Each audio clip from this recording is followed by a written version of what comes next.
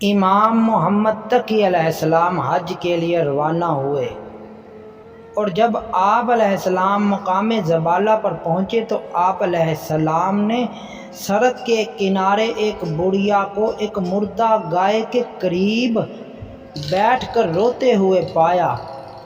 آپ علیہ السلام نے عورت سے رونے کا سبب پوچھا تو وہ عورت کہنے لگی، اے فرزند رسول، میرا کل سرمایہ ہی گائے تھی جو کہ مر گئی ہے،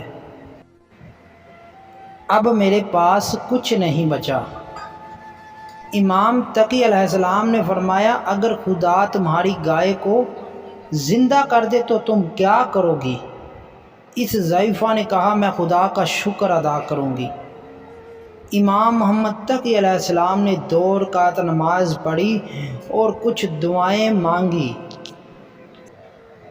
پھر آپ علیہ السلام نے اٹھ کر اس مردہ گائے کو پاؤں سے ٹھوکر ماری تو گائے اٹھ کر کھڑی ہو گئی۔ جب ضعیفہ نے آپ کا یہ معجزہ دیکھا تو اس نے چلا چلا کر کہنا شروع کر دیا، لوگو عیسیٰ ابن مریم آ گیا ہے۔ آپ علیہ السلام نے فرمایا کہ ایسا نہ کہو، ہم تو خدا کے محترم بندے ہیں اور ہم انبیاء کے اوصیاء ہیں۔